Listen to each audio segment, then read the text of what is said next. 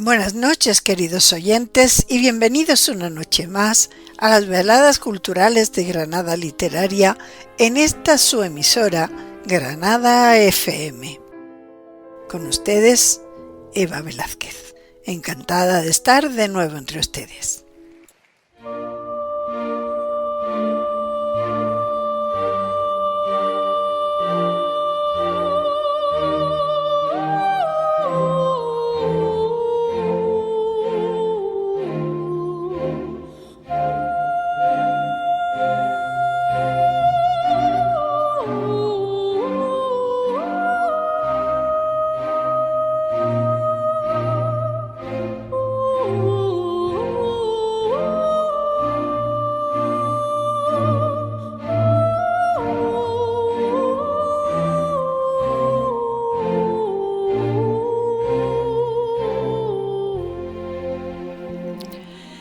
Hace años, un amigo me dijo que a veces andamos por la vida como las maletas, sin darnos cuenta de lo que sucede a nuestro alrededor, y cuanto más años pasan, más confirmo su teoría. A menudo paseamos por nuestra ciudad o cualquier otra entre jardines, edificios, rincones, estatuas con nombre y apellidos, historia hecha real ante nuestros ojos, y nosotros pasamos por su lado sin darnos cuenta de todo lo que significa cada uno de ellos y sobre todo qué sucedió para que aquello se hiciese real y fuese lo que es. Eso que los que andamos por la calle despistados de la historia, tal vez por las prisas, por el desinterés, la incultura o la desidia, convertimos y nos metemos todos tan gratuita y desafortunadamente en invisible, a menos que lo obvio se nos meta por los ojos, como pueda ser la estatua de Einstein en la entrada de nuestro maravilloso Parque de las Ciencias, o la del gran capitán, Lorca o Elena Martín Vivaldi en la Avenida de la Constitución. Pero, ¿sabemos, por ejemplo, quién es el aviador que se alza en bronce desde el 13 de septiembre de 2018 en los paseillos universitarios junto a las facultades de Ingeniería de la Universidad de Granada, justamente la confluencia de la avenida de Fuente Nueva con la calle Alcalde Yoldi? Y si digo que ese aviador es la escultura que Balbino Montiano Benítez, profesor del Departamento de Escultura de la Universidad de Granada, alzó para inmortalizar a una de las figuras más importantes e influyentes de la aeronáutica espacial de mediados del siglo XX? ¿Les dice algo? En la escultura aparece un aviador con apariencia de antaño. Su mano derecha posada en la cadera, mientras que la izquierda sostiene una especie de escafandra. Pues bien, se trata de Emilio Herrera, para el que no lo sepa, un granadino reconocido no solo por sus logros en aeronáutica, sino por su papel político en España, su entereza ética y moral y su tremendo e imprescindible legado científico. Una figura clave en la aviación española y mundial, porque Herrera no solo fue inventor y científico, sino también un visionario, como dicen, que ayudó a sentar las bases de la aviación moderna. Su contribución a la aeronáutica es vasta, con V, y muy significativa.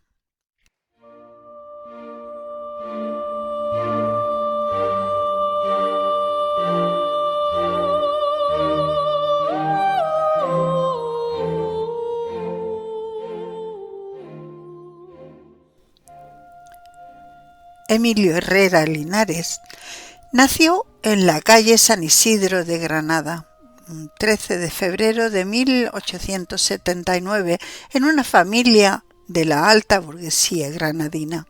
Su padre, coronel de infantería, destacaba por su gran curiosidad sobre la ciencia y sobre navegación aeronáutica, rasgos que le inculcó desde pequeño al joven Emilio. Por ejemplo, Viajaba con frecuencia a París para estar al tanto de los últimos avances tecnológicos y trajo a Granada algunos de ellos, como la novedosa técnica para iluminar la Alhambra de noche o los primeros vuelos de globo aerostático. Por cierto, que el gusto por la técnica le venía al pequeño Emilio de mucho más atrás. No en vano, era también descendiente de Juan de Herrera, uno de los principales arquitectos del monasterio de San Lorenzo del El Escorial. Emilio no fue a la escuela. Hasta los 8 años, su padre fue quien le dio clases y más tarde un profesor particular fue el encargado de su educación. Emilio era un niño que con 11 años no sabía jugar, ni se relacionaba con sus compañeros del colegio de San Pablo de Granada.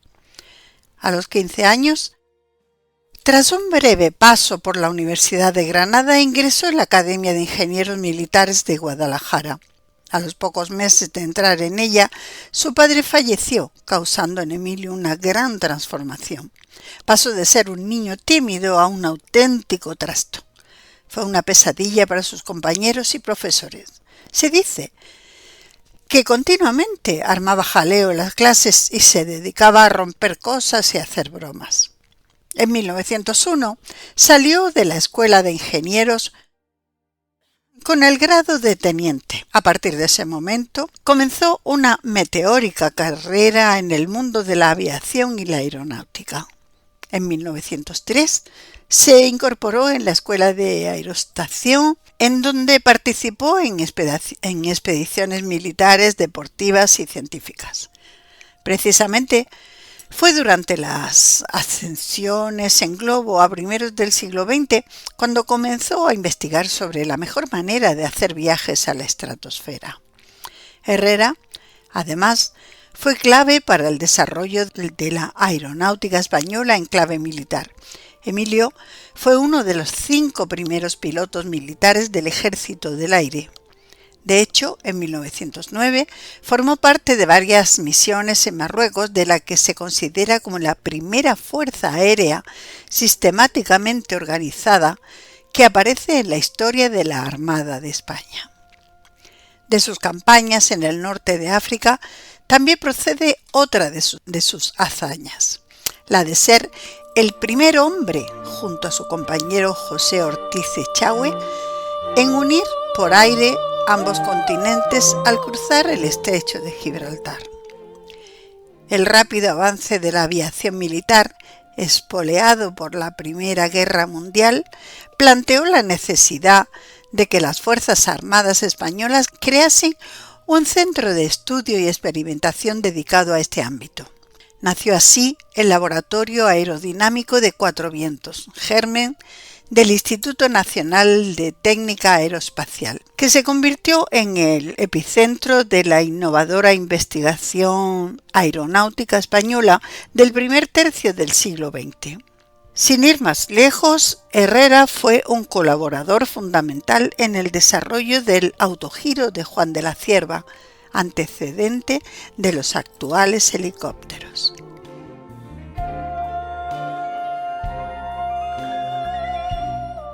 Estas instalaciones contaron con un impresionante túnel aerodinámico que llamó tanto la atención que Albert Einstein se acercó en 1923 a Madrid para visitarlo. A partir de ese momento, ambos investigadores forjaron una profunda amistad. El mismo Einstein recomendó a Herrera para ingresar en la ONU. Herrera se convirtió así en consultor sobre temas de física nuclear en la UNESCO.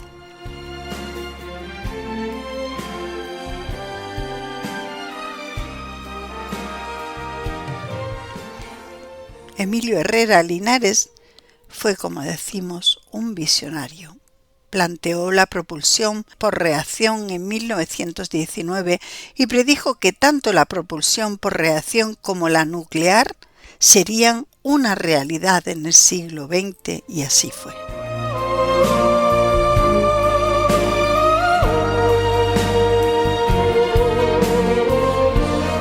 A primeros de la segunda década del siglo XX, Emilio Herrera se convirtió en el primer piloto español de dirigibles y fue nombrado jefe de aeródromo de Cuatro Vientos. Los méritos de Herrera en el terreno de la aeronáutica le valieron en 1931 el reconocimiento de la Sociedad de Naciones como experto internacional de aviación. A primeros de los años 30 del pasado siglo, Herrera diseñó y construyó un globo que pudiera ascender hasta los 20.000 metros de altura.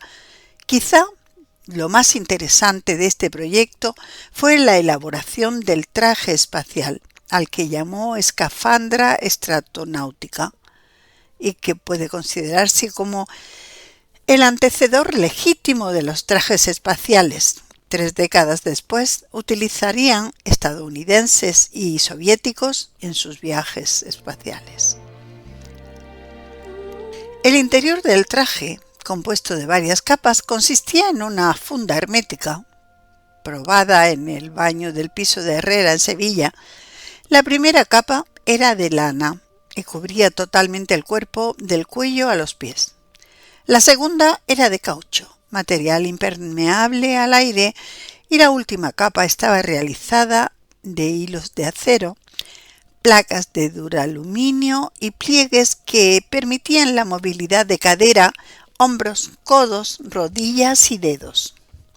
El casco de aluminio, similar al de los buzos, contaba con una visera con 3 capas de cristal, una irrompible y otras 2 con filtros infrarrojos y ultravioletas. Además, disponía de micrófono, respiradores y un sistema que filtraba de dióxido de carbono, termómetros y barómetros interiores y exteriores. El propio Emilio fue quien en enero de 1936 llevó a cabo la ascensión en globo hasta los 20.000 metros, resultando todo un éxito. En esos años, España estaba a la par de Estados Unidos y la Unión Soviética en lo que a aeronáutica se refiere. Al estallar la Guerra Civil Española, Emilio Herrera Linares, militar de carrera y leal a la República, decidió marcharse a Francia. Volvió a España para servir como jefe de servicios técnicos y de instrucción de las fuerzas aéreas de la República. Durante la contienda, Emilio viajó por las escuelas de aviación, sobre todo por la costa levantina. Los aviones volaban de noche y con las luces apagadas para evitar los cazas nacionales. Emilio aprendió el método Braille para ciegos y leía a bordo publicaciones en ese método. En 1939, febrero de 1939, el piloto español marchó a París.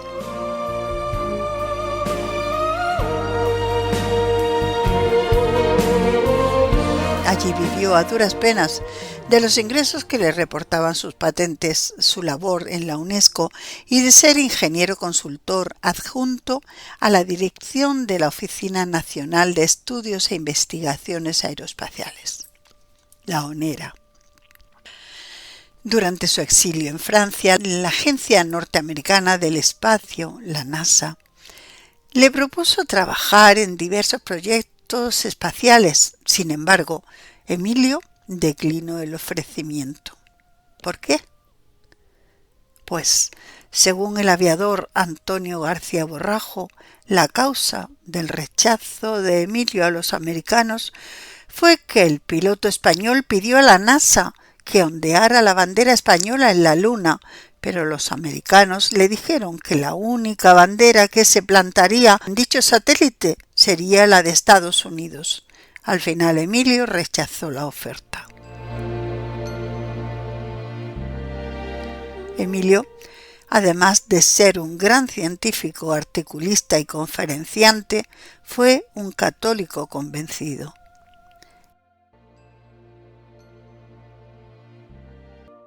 Entre sus textos menos conocidos por el público hay varios teológicos, entre los que se encuentran una teoría elaborada a mediados del siglo XX en la que intentaba probar física y matemáticamente la inmortalidad del alma.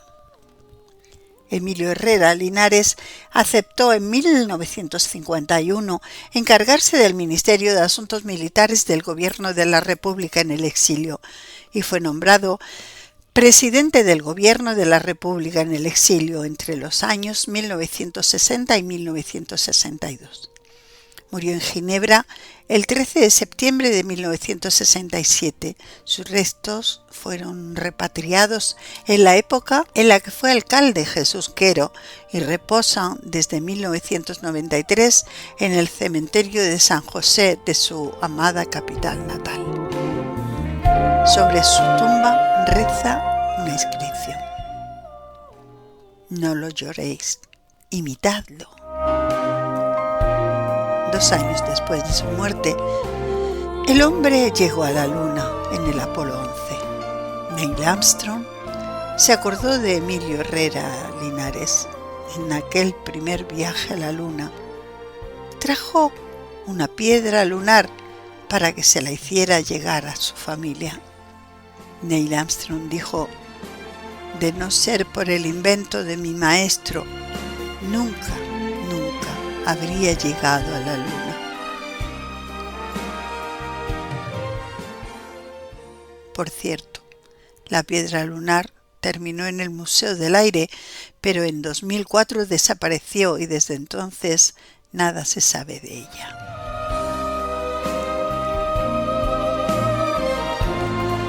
Leo la impresionante biografía de mi paisano y me pregunto si es la maldita política la que hace o hizo que no se conozca como debiera a estos personajes imprescindibles, la misma política que escondió durante muchos años la obra de Luis Rosales y a su persona, la misma política que encumbra a un poeta, lo mata y después lo convierte en héroe por su condición sexual. Peut-être. La misma política que crea afrentas entre gente buena, afrentas donde no las había hasta entonces, y nos dejamos ir, nos dejamos de hablar, nos degradamos unos a los otros, nos insultamos y nos matamos entre nosotros mismos sin saber apenas por qué matamos, por qué morimos.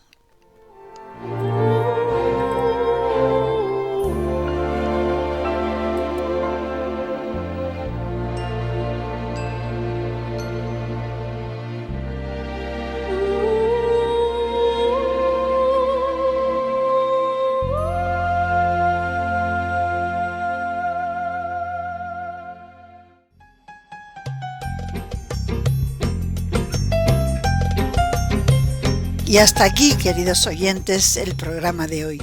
Espero que tengan una buena semana y que la salud y la suerte les acompañen siempre. Muchas gracias por su escucha. Hasta el martes que viene.